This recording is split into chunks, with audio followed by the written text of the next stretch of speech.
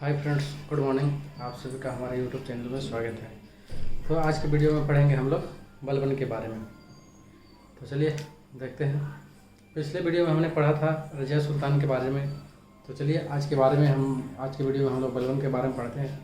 आप लोग वीडियो को अंत तक ज़रूर देखें और अगर करंट अफेयर का PDF प्राप्त करना चाहते हैं तो आप डिस्क्रिप्शन बॉक्स से हमारे टेलीग्राम चैनल को ज्वाइन कर सकते हैं। वहाँ से आपको PDF का करंट अफेयर का PDF का लिंक मिल जाएगा।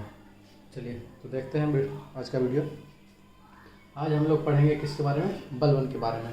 तो बलबन का कालक्रम था 1266 से लेकर 1287 ईस्वी तक।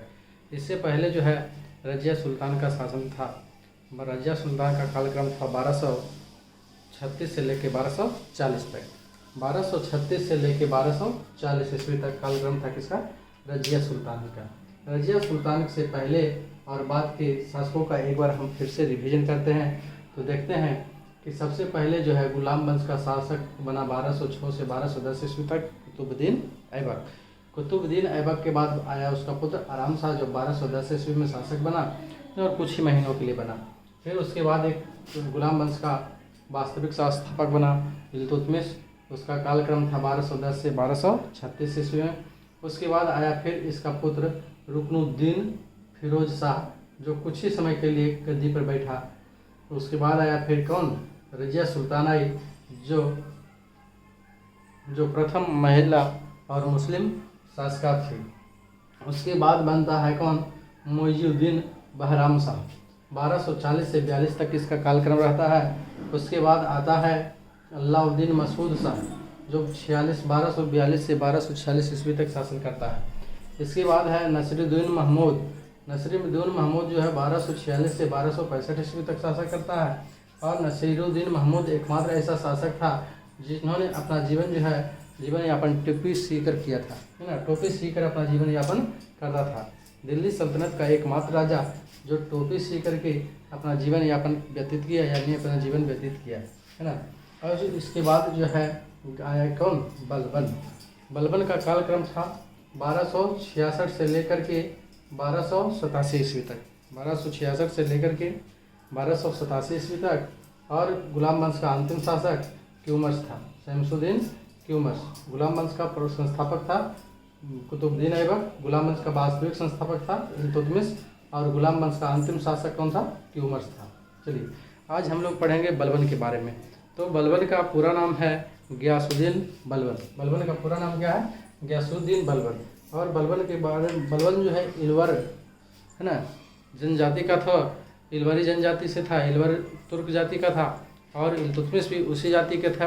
ये सारे के सारे लोग, इल्तुतमिश हो गया, रुकनुद्दीन फिरोज शाह, रजिया सुल्तान, मुइजुद्दीन बहराम शाह, अलाउद्दीन मसूद शाह, नसीरुद्दीन महमूद, ये सारे इल्तुतमिश के वंशज थे।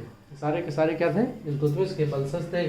और ये सारे रजिया सुल्तान को छोड़कर ये सारे रुकनुद्दीन फिरोज शाह, मुइजुद्दीन बहराम शाह, अलाउद्दीन मसूद शाह, नसीरुद्दीन महमूद, ये सारे के सारे जो है अमीर तुर्कों के इशारे पर काम करते थे। चलिए तो अब आगे देखते हैं हम बलबन के बारे में। बलबन के बारे में सबसे पहले हम देखते हैं कि बलबन का बचपन का नाम क्या था। तो बलबन के बचपन के नाम था बहाउद्दीन। बलबन के बचपन का नाम क्या था? बहाउद्दीन। इसे बचपन में मंगोलों ने पकड़ लिया था। किसने पकड़ लिया था? मंगोलों ने।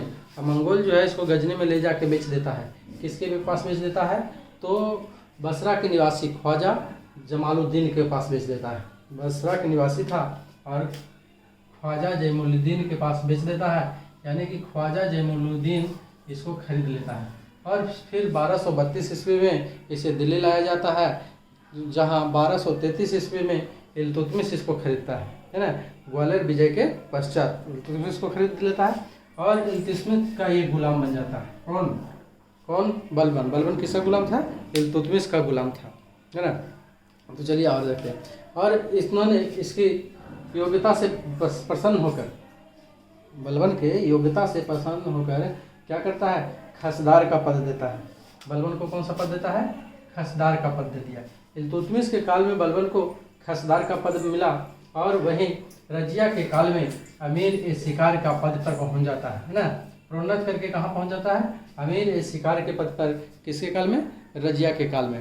लेकिन रजिया को इसके गद्दी से हटाने के लिए दिल्ली सल्तनत के पद से हटाने के लिए, दिल्ली सल्तनत की गद्दी से हटाने के लिए ये अमीर तुर्कों का साथ देता है। किसका साथ देता है? अमीर तुर्कों के साथ देता है। फलस्वरूप रजिया सुल्तान को बंदी बना लिया जाता है। बंदी बना लेने के बाद वहाँ का दिल्ली सल्तनत का राजा बनाया जाता है। किसको? बहराम शाह को। अब बहराम शाह के सुल्तान बनने के पश्चात इसे अमीर-ए-आखुर के पद दिया जाता है। क्या दिया जाता है? इसको फिर से प्रोन्नत कर दिया जाता है और इसे अमीर-ए-आखुर का पद दिया जाता है। अमीर-ए-आखुर का मतलब होता है घोड़े का सरदार, घोड़ों का सरदार इनको बना दिया जाता है। उसके बाद क्या है? उसके बाद इसको अलाउद्दीन मसूद शाह के फिर जो है बलबन जो है बहराम शाह को गद्दी से हटाने के लिए और मसूद शाह को दिल्ली सल्तनत का शासक बनाने के लिए इन्होंने फिर एक षड्यंत्र के जरिए अमीर तुर्कों का साथ देता है और इसके फलस्वरूप इसे फांसी की सुबेदारी प्राप्त होती है ना। जब मसूद शाह गद्दी पर बैठता है तो इसे क्या प्राप्त होता है? फांसी की सुबेदारी प्राप्त होता है। यानी कि हम देख रहे हैं कि बलबन जो है धीरे धीरे अपने कूटनीति के बल पर है ना धीरे धीरे प्रोन्नत करते जा रहा है। अब क्या है कि 1249 ईस्वी में बलबन जो है अपनी पुत्री की शादी कर देता है महमूद से। किससे कर देता है? नसीरुद्दीन महमूद से। कब? 1249 ईस्वी में। जब 1249 ईस्वी में बलबन ने अपनी पुत्री का शादी महमूद से कर दिया तो इसे महमूद ने उलुग खान की उपाधि प्रदान किया। कौन सी उपाधि प्रदान किया? उलुग खान की उपाधि प्रदान करता है। उलुग खान की उपाधि के साथ साथ इसे नायब-ए-ममलिकात का पद दिया जाता है। नायब-ए-ममलिकात का पद दिया जाता है। चलिए उसके बाद जो है क्या करता है कि 1266 ईस्वी में ये 1266 ईस्वी तक बहुत ताकतवर हो जाता है और 1266 ईस्वी में ये स्वयं दिल्ली की राजगद्दी पर बैठ जाता है ना, यानी दिल्ली सल्तनत का शासक बन बैठता है। इसने यानी कि बलबन ने तुर्कान-ए-चिहलगानी का समाप्त किया। तुर्कान-ए-चिहलगानी को किसने समाप्त किया था? तो बलबन ने। मंगोलों से दिल्ली की रक्षा करने में सफलता प्राप्त किया। मंगोलों से दिल्ली की रक्षा करने में इसको सफलता प्राप्त हुई। और मंगोल जो है चंगेज खान सर्वप्रथम किसके शासन में भारत आया था? तो इल्तुतमिश के शासनकाल में भारत आया था।